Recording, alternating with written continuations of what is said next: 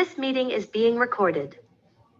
Good morning, good afternoon, and welcome everybody to the next SETSCoP governance webinar. Today we will be talking about an interesting, confusing, a complicated issue, which is legal issues in governance. And as always, we have Derek here to present to us about that issue. But before we get started, I would like to acknowledge the traditional custodians of the land on which we work and meet. I am joining from the land of the Turrbal and Yagara people, and I would like to recognise their continuing connection to land, sea, community and culture, and pay my respects to elders past, present and emerging. And as always, Derek will be presenting to us about the topic today. As you know, he's got a lot of experience working in both the corporate and the non-profit sector. He's done a lot of study in the area of governance, which is why he's here and well qualified to talk to us about some of the things for us to be aware of when working in the area of governance, and also for managers to be aware of as they implement things on behalf of the company or the board, some of the things that are important to take note of. And so today we are joining you from our office in Brisbane. So I'm going to step aside and let Derek come in and take it away. So I'll pass over to Derek. Good afternoon, everybody. We're here in sunny Queensland, although it's not so sunny again. It's raining again.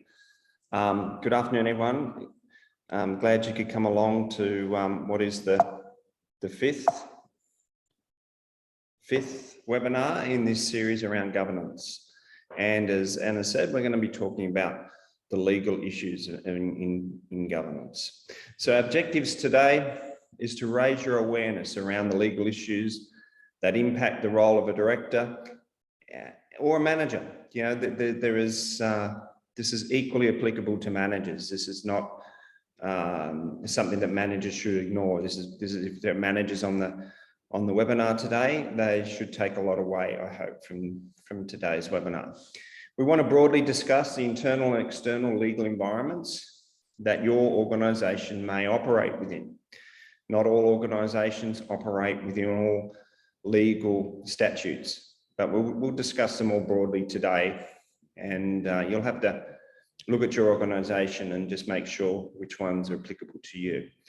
We're also going to examine the very limited protections available for directors through different mechanisms, and then point you in the direction of what you need to do to accomplish your duties as a director and as a manager, particularly with respect to legal issues. Before we begin, again, we've mentioned this before, but I'll reinforce it again, a note on applicability. Most discussions around direct obligations actually originate from the Corporations Act. And the Corporations Act applies to those not-for-profits for companies limited by guarantee. However, there are very few exceptions, but most obligations derive from common law.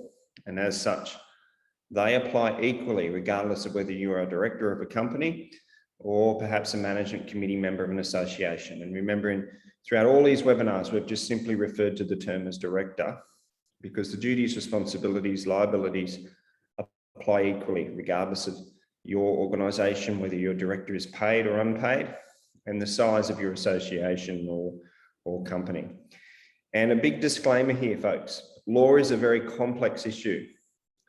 This presentation does not substitute for legal advice, and that's very important.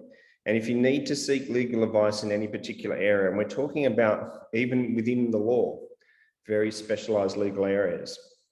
So you should seek specialist legal advice if you think you need to do it. It's good practice for boards to do that, to seek that out.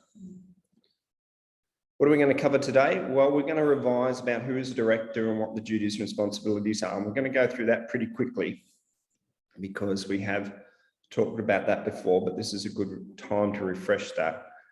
We're then going to talk about the internal legal environment. That is, how does the organisation govern itself? And then we're going to move on to the external legal environment, which is those external laws, regulations, acts, etc., that apply to your organisation. And this is in the area of employees, the area of operating plant and equipment, the area of consumers. If you run social enterprise, for example, you very much may come under, the jurisdiction of the ACCC. Most not-for-profits, most organisations need to be concerned about data integrity and protecting privacy. So we look at data and privacy very quickly, about intellectual property and also international operations. If you import, export goods, then we need to look at those aspects very briefly as well. We're then going to talk about protections for directors, that's insurances, deeds of indemnity and stuff, and look at, how and when those are applied.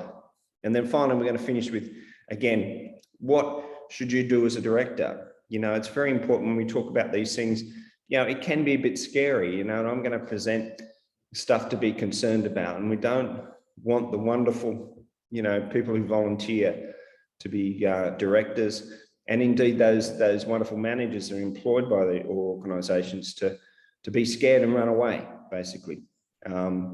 It's very simple to be a director, and they're just simple things that we need to do. We just need to be aware of these things. So just to revise director duties, they are defined in the Corporations Act for companies and by the ACNC under the governance principles for associations. They're also in there with respect to state legislation when we talk about associations as well, if you remember that. And the duties are the same under common law for companies and associations. So irrespective of the applicable act that applies to your type of company, these duties are the same. And these duties are specifically, again, just to emphasize from our earlier webinar, loyalty, the duties of loyalty and good faith, the duties of care and diligence, and then there are specific statutory duties. And the most important one there is the duty to not trade whilst insolvent, and it's actually illegal for an organisation to trade whilst it cannot pay its debts as and when they fall due. And also remember that the separation of duties between directors and managers, that is fingers out, nose in. So directors, we don't want through a focus on the legal issues for directors to cross that line. Perhaps it still needs to be clear, but then we've got to find that balance between the awareness and executing your duties properly. Again, bit of a reviser. We talked about this very early on. Who is a director? Well, firstly, they're those that are validly appointed via the Constitution. And we emphasize again, there are no real qualifications to be a director. You simply have to be over 18. And as far as the ACNC is concerned, you need to be a fit and proper person. So they're those validly appointed directors. But then people may find themselves under law classified as a de facto director. So somebody who's not actually been appointed to the board, but takes an active part in directing the affairs of the organisation. This could be a consultant that sits on a board, attends board meetings, and influences through their attendance on that board meeting the decisions the board takes. The law could deem in those situations a person to be a de facto director and therefore attract the same duties, responsibilities, and liabilities as the validly appointed directors. Same with shadow directors. These people are not necessarily as obvious. They don't necessarily sit in board meetings, but they may be people who influence the chair or influence the board or directors, and the board has become accustomed to act in accordance with their wishes. And they can or have the potential, so they don't actually have to do it, it's just the potential to exert their control over decisions. Again, shadow directors may, under law, be deemed as a validly appointed director with the same duties, responsibilities, liabilities. The regulators, and as we said before, there are quite a few of these, not-for-profit boards, and this is what we're trying to dispel, you know, some of the myths around that not-for-profit boards, that some of this stuff doesn't apply because they're not-for-profit. And I think it's important that in certain circumstances, and in many circumstances, you know, these regulatory bodies still have influence over your organisations. ASIC is the authority that administers the Corporation Act. So definitely, if you're a company limited by guarantee and you're a director of that company, then you come under ASIC. The ACNC covers, is the regulator for charities, and in particular those associations, etc., that also come under the state-based acts and regulations as well. Then we have APRA, the Australian Prudential Regulation Authority.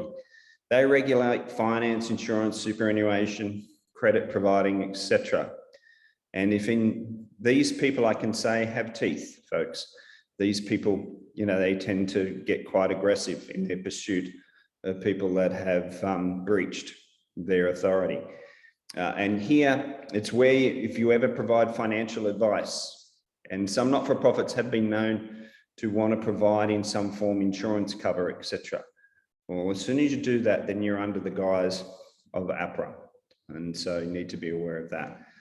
And the ATO, again, some not-for-profits or people not-for-profits feel that because they don't pay tax, that the ATO is not a big, you know, player in their life. And I can tell you the ATO is a player in all our lives, but it is also a player in the not-for-profit space with respect to business activity statements, which just about all businesses have to fill in. And that covers the payment of GST, the payment of PAYG, so individual employee tax, DGR status, which we've talked about, so deductible gift recipient, so the charity status is ultimately administered by the ATO.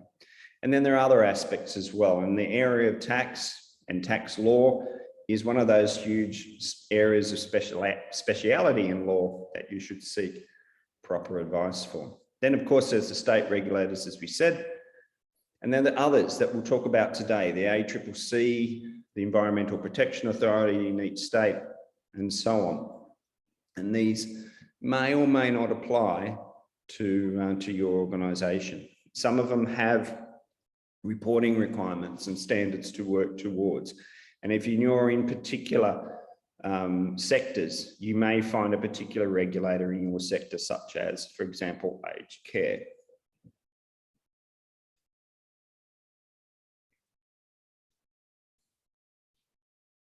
I'm sorry, the internal environment. So the internal environment is how the organisation operates and what legal environment internally does it operate. And here we're talking about things like the Constitution, which is a legal document. We're talking about the delegations of authority policy that we've talked about on a number of occasions. This is the policy that formally delegates the power of the board. Remember, the board has the power to act, and it delegates its authority to management or to committees, etc., where possible or where probable, under the delegations of authority policy. The organisation also enters into contracts. These could include the CEO's employment contract. It could include supply agreements, trade accounts. You know, if you have a trade account, for example, with Bunnings, for the supply of the odd pieces of hardware, etc., you are entering into a contract with Bunnings for that, which directors, you know, ultimately could be liable for. Grants and funding is a big area, of course, where there is a contract usually available, usually applicable, and that usually requires acquittal and reporting and governance around those contracts as well. Leases, property leases, motor vehicle leases, equipment leases, etc. They're all contracts, and they are, you know, they're everywhere in all organisations. Directors need to have a broad understanding of how those contracts apply. So as a director, though, you're not expected to know the intimate details of how the organisation operates. Remember, fingers out, nose in. Directors are not required to necessarily possess a thorough legal knowledge. You don't need to be a lawyer to be a good director. And I hope there's not too many lawyers out there that are listening to this that may take this the wrong way, but a lawyer may not necessarily be a good director. because again, you know, the Corporation Act and corporate law is another area of speciality as well. Directors are, however, expected to understand how the organisation regulates itself. And it does that, as I said, through those various instruments such as the constitution, contracts, etc. When we look at contracts, you're not expected to know the details of all the organisation's contracts. For many organisations, large ones, there could be quite a lot of contracts, and it's, you know, it's almost impossible for a director to know all the details of all the contracts. Nor are you expected to be across the legal details of those contracts. In other words, the various clauses and the stuff that's in those to fully understand what that means. But directors must have a broad understanding of the contracts, how they apply, and what system is used by the organisation to monitor and comply. And I'll use an example here. Organisations often enter into leases for office and office buildings and buildings from which they operate. Sometimes those leases, they go for many years.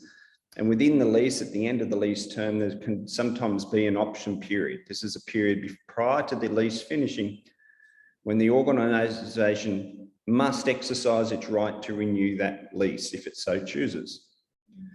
If that option period gets missed, then the landlord might tip out the tenant, that is the not-for-profit that's occupying that space, because they're choosing to do something else with that property. And it's not uncommon for organisations, particularly that leases go for many years, to actually not track that contract, that lease, and then miss those option periods and subsequently get themselves into a bit of a pickle over their property. That's just one very small example of where an organisation needs to monitor these contracts. You know, and there are many contracts that require reporting, require acquittals, and though it's not the director's responsibility to understand, you know, the exact process with the acquittal, that's up to management to understand that, but it is up to the director to understand that process particularly is required, when it's required, and that it has been done properly. Once a contract has been entered to, it becomes binding, and generally there's little ability to back out. It's what's called buyer's regret. So we go and we sign up for a new lounge suite, we sign a contract, that contract binds us to buying that lounge suite, but then after it we go, oh, I didn't really want it. I shouldn't have bought it. Sometimes some purchases and some contracts have cooling off periods. Sometimes they don't.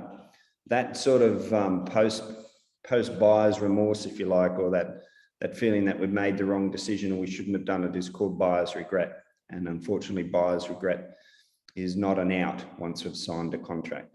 So therefore, due diligence into things like contracts and proposals becomes important. And we're going to talk about due diligence in our final webinar in 2 weeks' time around strategy and risk.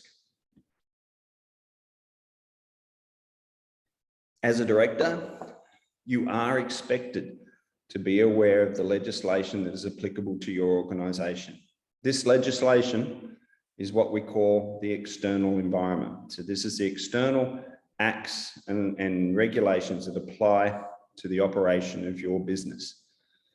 And in many cases, directors can be held liable, personally liable, for breaches of many laws. And there's one in particular that we're going to emphasise today, which I think all organisations, not-for-profit, commercial, etc., need to take very, very seriously. We'll talk about that in a minute. It is the duty of a director to make her or his own requirements that a reasonable director would make to understand those laws which apply. So which regulations, which acts apply to their business. For example, if you're a social enterprise, you're dealing with consumers, you're selling something, then there are certain laws that apply to that, okay? You need to know which laws will apply. You need to know how they're applicable to your organisation, so where they apply.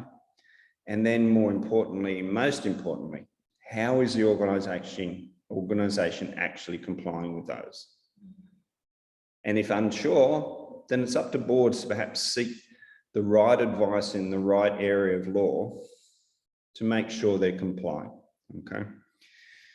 Some of those areas are in employees. There's regulatory areas around workplace health and safety, workplace relations, which includes salaries and pay, awards, etc., anti-discrimination, whistleblowing, those types of things.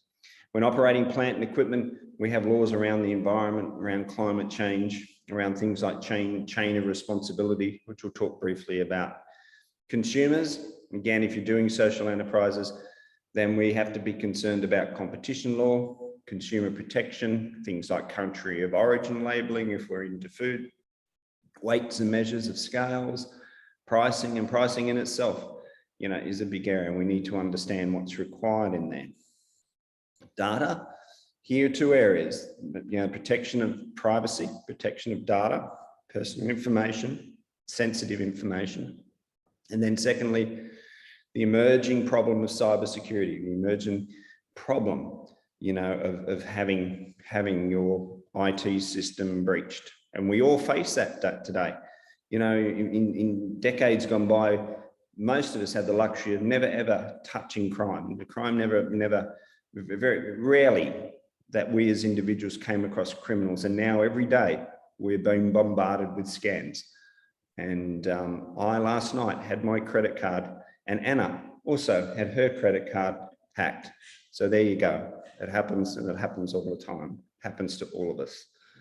Intellectual property, the types and protection, and also we need to be concerned with IP about protecting other people's IP and not breaching that as well. And then finally, if we're trading overseas, if we're importing, exporting, etc., then we need to be concerned about the Modern Slavery Act and anti-corruption as well.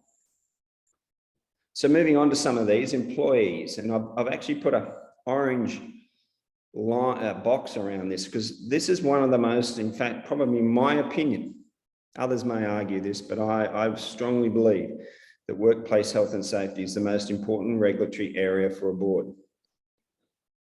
In essence, staff have the right to return home in the same condition they went to work in. And in 2009, this is all and still is administered at a state-based level. In 2009, the states endorsed the harmonisation of workplace health and safety laws across the states, with the exception of Victoria, which will come on board with this. It's known as what is called the Model Act. So even though it's regulated by the states, it's generally consistent these days across from state to state. This is important, folks. WHS must be on the board's agenda. It must be there regularly, if not every meeting, on a regular basis, and thoroughly discussed and taken seriously. It is not something that should simply be delegated to management and not discussed at board level. Certainly management are responsible for executing the WHS policies, but it's management's responsibility or ultimately, the board has responsibility for WHS. The duty is to do what is reasonably practical to ensure health and safety. And that's a very, very broad term, isn't it? And one that is being increasingly more applied to directors when things happen. And in WHS, little things turn into big things very, very quickly. Most states have introduced industrial manslaughter laws, and this is in particular after the Dreamworld tragedy of a few years ago. Most states have industrial manslaughter laws where directors can go to jail for manslaughter, okay?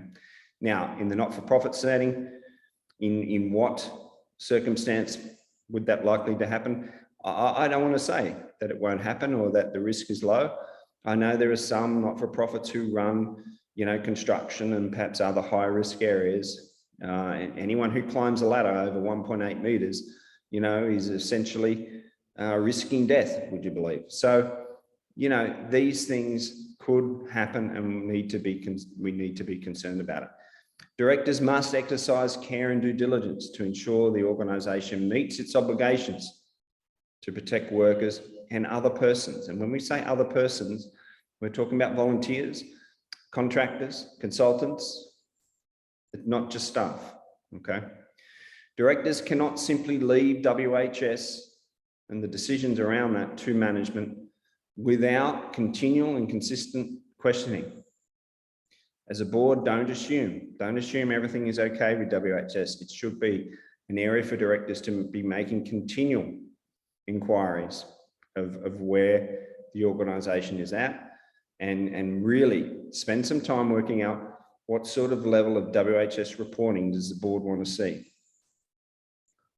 WHS KPIs should be part of the CEO's KPIs.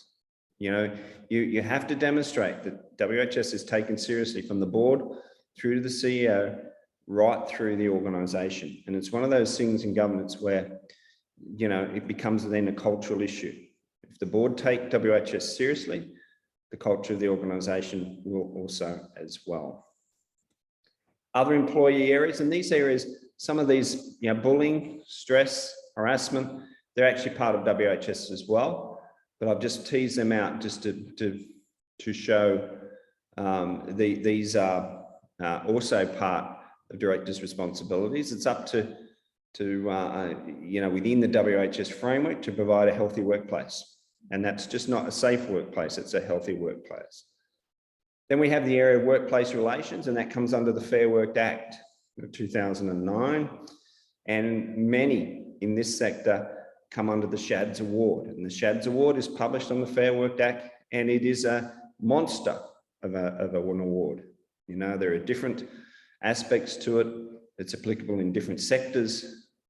It's applicable in different states. It can be quite complex. And if you're unsure, seek proper advice from those specialists in industrial relations or in workplace law, okay? It deals with fair work practices. It deals with hiring and firing. It deals with wages and payment. And underpayment of staff has been in the news of recent years in different industries and different places. And so it is obviously an area of scrutiny. There's also the issue of the organisations failing to pay the super guarantee level. And those systems have been tightened for reporting on that. And also the payment of the PAYG, so that the employees tax, GST, and so on. We then have areas such as anti-discrimination. For example, during recruitment, you know, somebody a candidate perhaps that didn't get the job could feel that they were discriminated against for a number of different reasons. And we need to be aware of that. We also have things like whistleblowing, which again is an increasing important area, and an area that, you know, there is specific policies that can be written around whistleblowing and how those are handled. And that comes to the culture of the organisation. Operating plant and equipment.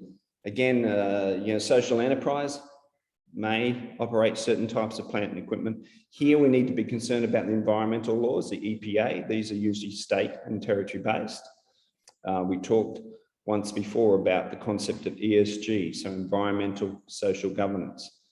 You know, it's what we do with disposing of chemicals. You know, if you're operating a cleaning business, where you're disposing those chemicals.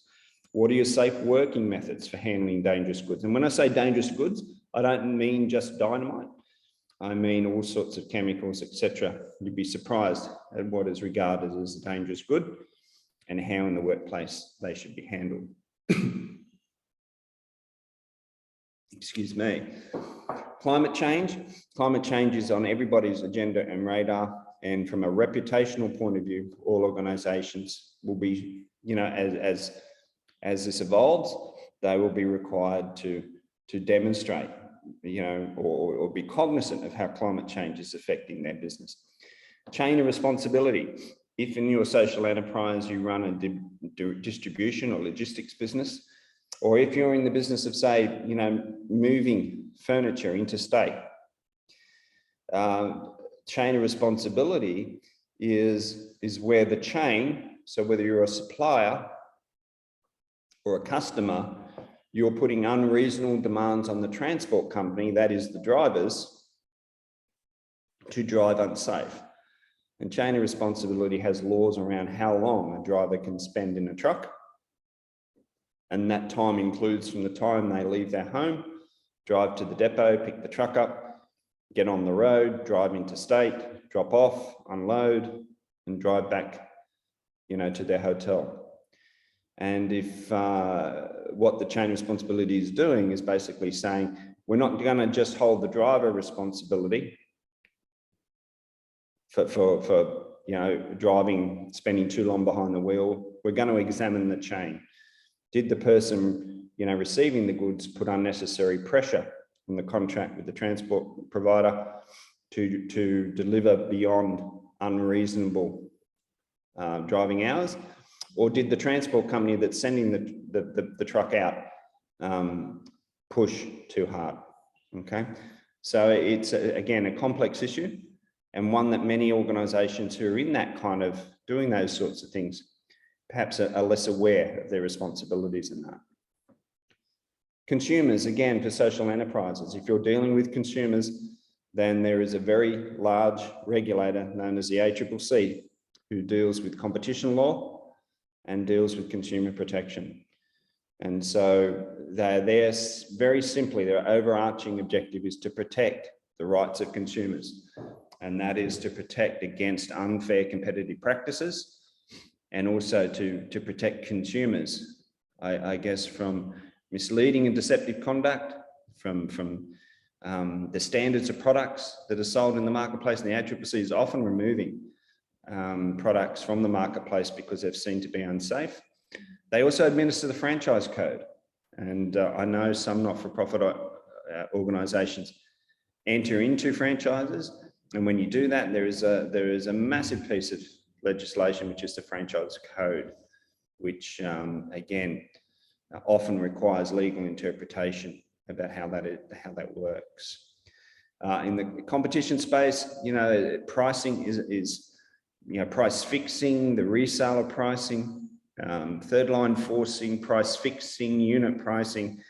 Again, we could have a webinar on pricing and around the rules and regulations in that, and whether it is or isn't applicable to your social enterprises. If in the business of selling, a variable weighted product, if you sell, I don't know, if you own some sort of delicatessen and you're providing, somebody buys 200 grams of shredded chicken, the scales, for example, that are used in that come under a regulation to ensure those scales are accurate.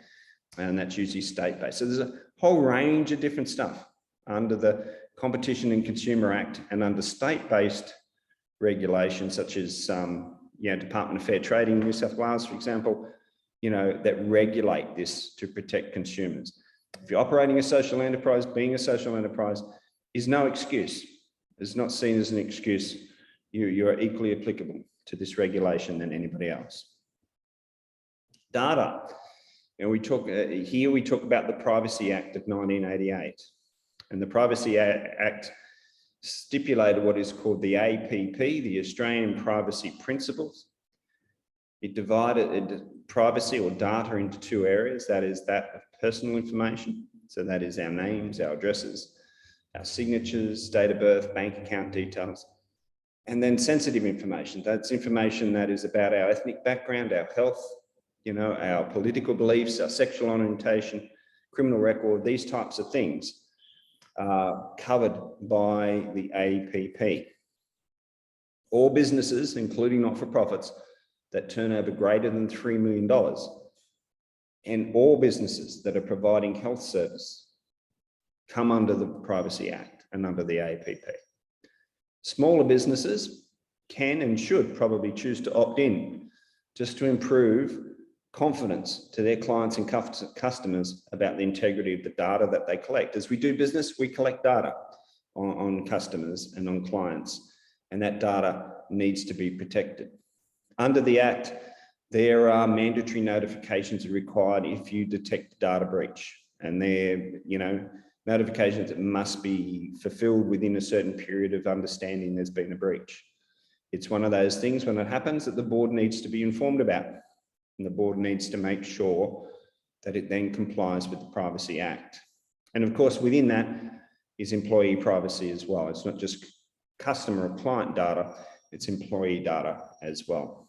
On the other side of the coin is cybersecurity. That is the protection of our IT systems from them being hacked and being breached, which would then cause, a data breach. And there is legislation, of course, there's more legislation, there's legislation on its way, which will affect most organisations.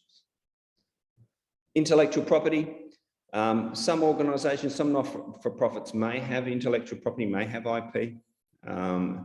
They can protect that and probably should protect that. There are different mechanisms to do that, as shown there: copyright, trademarks, patents, etc. On the other side of the coin, boards must also ensure that managers and organisations respect the IP of others. And one example is non-disclosure agreements. And these are entered into all the time in organisations. These are privacy agreements where one company provides information to another company under a non-disclosure agreement. So in other words, you won't share that information with anybody else. When those agreements are entered into, you are binding the company to that. That's everybody in the company, not just the directors or the managers who signed it. It is everybody in the company is bound to that. And so it's important that those NDAs are respected and adhered to across the entire organisation. So it's important that they be protected and not be disregarded once they're signed. International operations, if you're importing, exporting, and even if you're doing business within the country, these acts apply. The Modern Slavery Act, a fairly new act. You know, it prohibits you doing business in your supply chain with anybody who's involved of any of those practices on the screen. They're human trafficking, forced marriages, bonded labour, slavery-like practices. Those types of things, they can and do occur in Australia, sadly. And it is illegal to, do business with organisations that are engaged in those practices. And it is up to organisations under the Slavery Act to ensure that organisations they're doing business with aren't involved in those. And there are processes that need to be followed. And this is a fairly new area, but an increasingly more important area. And again, one that is going to involve adherence and reporting, and that the board needs to be cognizant of. So they're the principal ones, and you've got to look at where and when those acts apply to your particular organisation. And you may find in particular sectors, there may be particular ones that apply to your sector. Okay, I haven't gone into those sort of kind of industry or service specific type ones. But I think you get the notion that, it's up to the board to understand what applies here and how does it affect our organisation and how are we complying. But then what are the protections for directors? We've talked a lot, and particularly in the last two webinars, about those duties and responsibilities. And we've talked a lot about how directors can be held personally accountable under law for these things. A common practice is for an organisation to issue what is called a deed of access and indemnity. So it's basically saying that we'll indemnify, if you're coming on the board, we'll indemnify you as a director to any sort of claims, if you like, against you as a director through the operation of its business. It also allows, in particular, if you leave the organisation, because quite often, once you've left the board, doesn't mean your responsibilities finish. That they're looking at something that happened in the past when you're the director of the organisation, you might be dragged back into something. And in which case, these deeds allow you to access documentation to perhaps help in your defence. And we all hope that we don't get into these situations. They often indemnify where insurance is not available sometimes. So it's an extra bit to insurance, if you like. It covers legal costs and things like that. Nothing, though, can apply with respect to workplace health and safety breaches and offences. Okay. We also have director officer insurance, and this insures against the liabilities for claims against directors or officers. And it also covers the cost of the defence, or the legal costs for directors to defend themselves against any claims that are put against them. Okay, so those deed of access and indemnity, And director officer insurance, most organisations have that for directors. Most of those have those policies or have those deeds that are available for organisations. We also have safe harbour provisions, and these are used for insolvency, and these are provided under the Corporations Act. Okay, so safe harbour provision basically says if the organisation identifies it's insolvent, the safe harbour provision gives them time. It's just time to perhaps work out a solution to move out of that, you know, to get out of the position of perhaps being insolvent or potentially entering insolvency.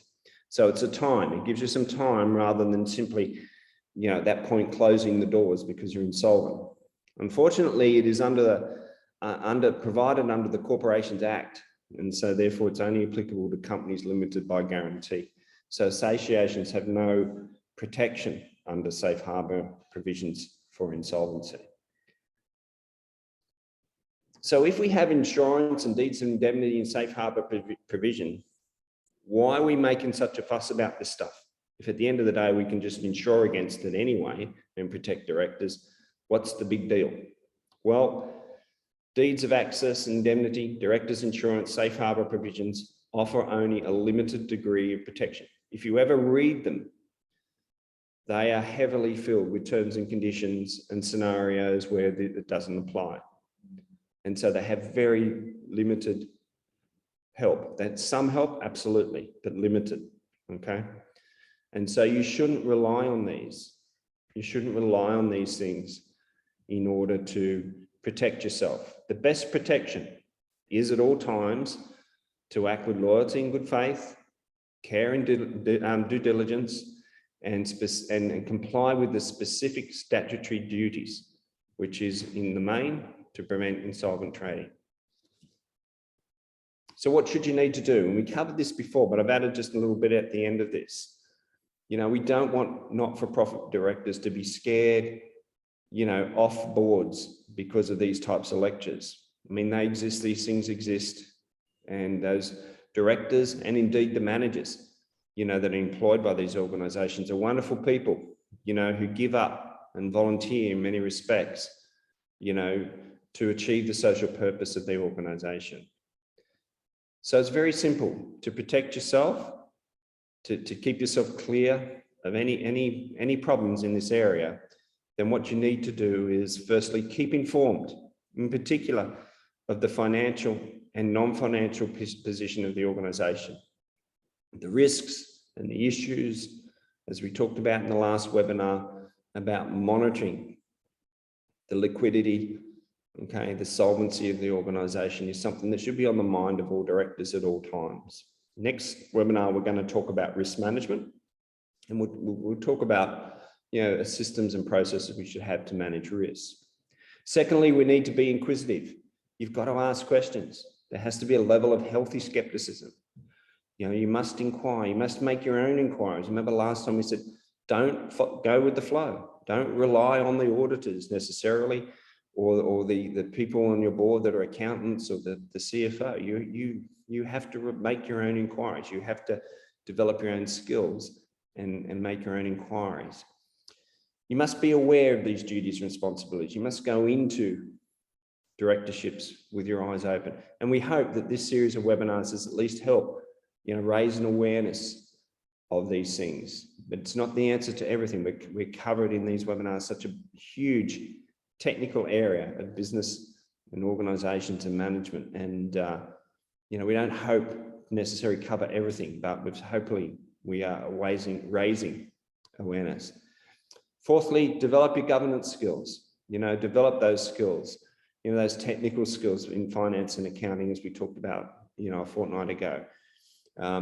You know, look at what is involved in your contracts, perhaps. What is involved in the various acts that apply to your business.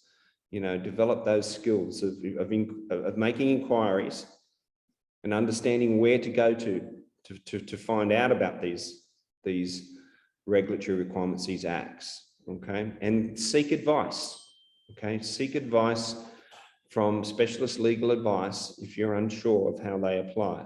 But again, seek that advice, but you have to make your own inquiries and make your own judgment on that advice. Understand the internal and external frameworks applicable and how they impact your organisation and how your organisation is working to comply with those. Everything from the Constitution to the delegations of authority to, you know, the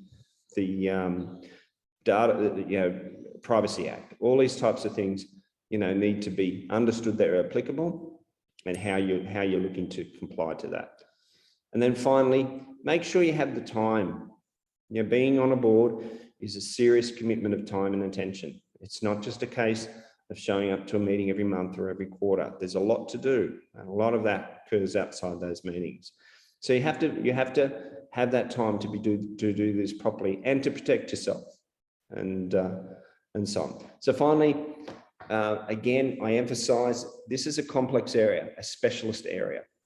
Okay, and please don't use this presentation as a substitute for legal advice.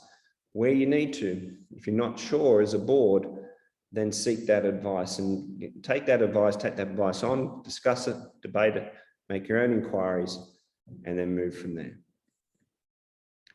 So our next and final webinar in this series is on the 7th of June. And here we're going to discuss perhaps a lighter topic than the previous two. We just want to talk a broad understanding of the board's role in the development of strategy. So strategy being the strategic direction of the organisation, and that's as equally applicable in a not-for-profit as it is in a commercial organisation. And then the other side of that is, how do we manage risk? And manage risk is more than just saying no to everything. You know, to move forward, we have to take risk. You know, we have to have risk to move forward.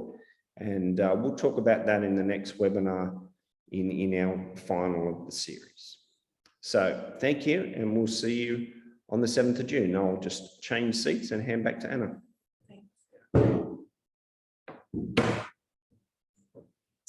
Thanks so much, everybody, for joining us again today. We hope again that this has helped to raise your awareness and understanding of a really complex issue. And as always, we're happy to take questions or comments.